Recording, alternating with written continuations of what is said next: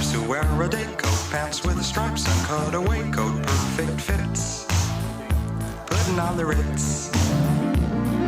Dressed up like $1 million trooper, trying hard to look like Gary Cooper. Come, let's mix where Rockefellers walk with sticks or umbrellas in their midst, putting on the Ritz, putting on the Ritz.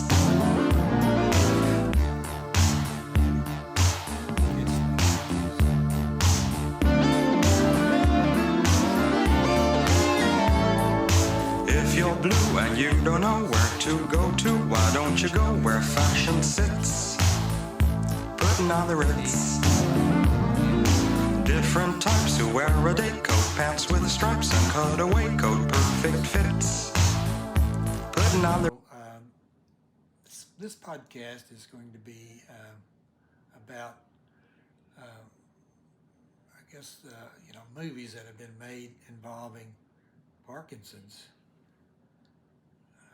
When you start researching that and doing a question on that, and then you put in something about A-listers, the top people in Hollywood doing a movie, there is not any. And they really want to point back to one movie in particular, which was done about 14 years ago. It's kind of the top of the list for most people because it does refer to Parkinson's in that. And it was the one that's called Love and Many Drugs. It was probably a turnoff for most people because just the rating itself was R for strong sexual content, nudity, pervasive language, and some drug material. So I know that maybe the conservative audience at that time didn't watch it, and I really didn't watch it, and I've just recently gone back to watch it because it did have some great stars in here. Obviously, you go back and you look at it and you say, well, there's Anne Hathaway or Jake Gyllenhaal. Those could be considered today as A-listers, but maybe not 14 years ago. The only reason I wanted to bring that to attention is why as Hollywood sidestepped Parkinson's. I know there's been some attention to Michael J. Fox and some of his activities and some of the movies, but the movies he had, Back to the Future, he didn't talk about his Parkinson's, and that wasn't part of the storyline, but it was the outside story. And more recently, he's done some documentaries, but most of the things you find today are not in the box office hit type category, where Love and Other Drugs did take in over $100 million in the box office, and at that time, it cost $30 million, or even, that tells you something about there wasn't A-listers, or it would have been more expensive to produce at that time. So I'd like you to enjoy at this time Sidestepping. Can you believe that, man? Is that a yes or a no? It's a possible maybe. Ooh, I love to dance a little sidestep. Now they see me, now they don't. Have come and gone. And ooh, I love to sweep around the wide step. Cut a little swath and lead the people on. Ooh, I love to dance a little sidestep.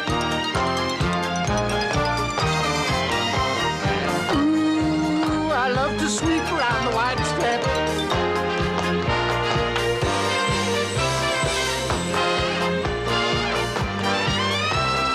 Cut a little swath and lead the people on.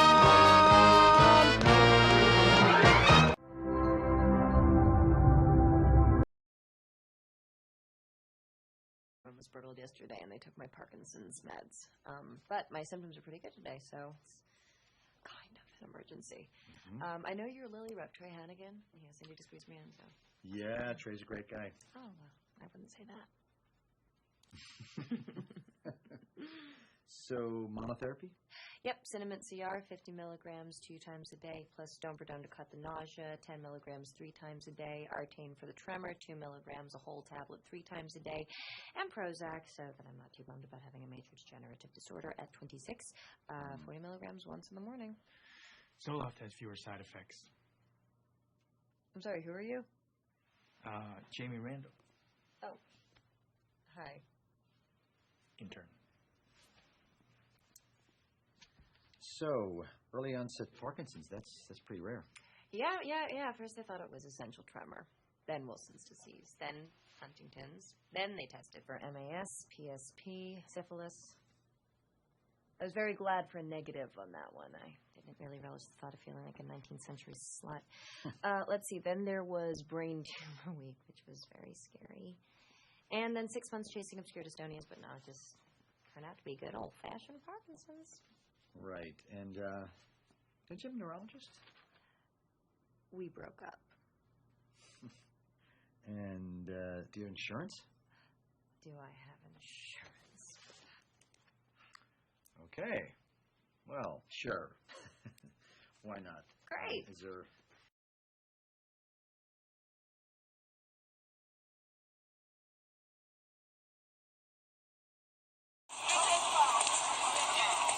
Fuck soup, fuck shoelaces, fuck jewelry, and fuck brushing teeth. Fuck trying to tie your tie, fuck trying to button down a shirt, and fuck that meditation shit.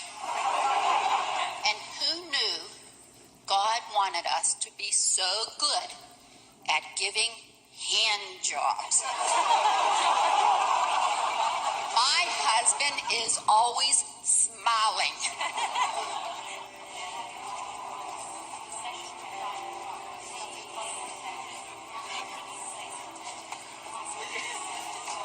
Parkinson's has made me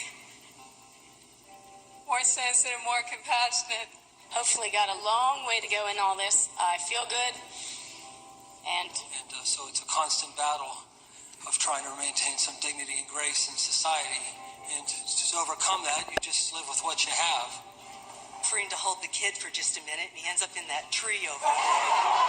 One of my girlfriends asked me once if she could get me anything. I said, how about a new brain, nothing fancy? She said, my husband's not using his. Wait. Oh, never mind. Sorry. I thought I heard a cure coming. But there are good things. You have to understand that you're still yourself. You're still there. And life goes on. And life is beautiful. Thank you.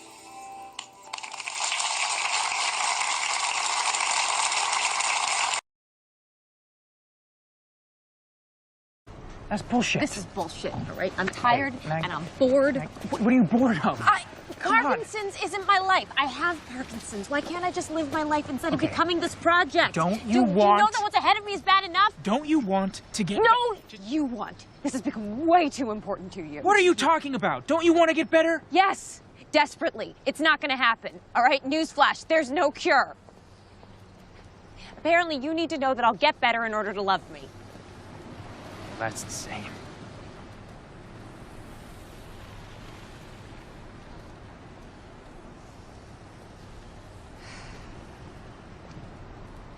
You need to get your stuff out of my apartment.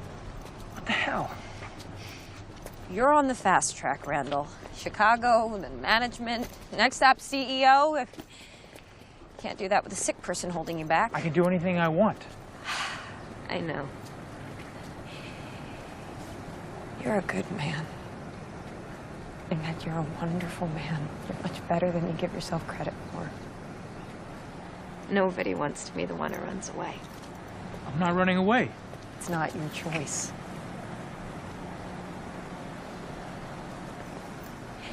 Let's just go home. We can even make love. And then you have to leave.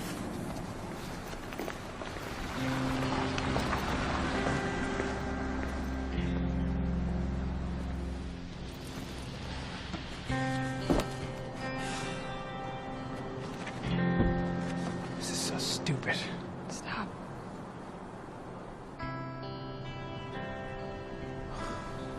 We don't have to do this. Goodbye.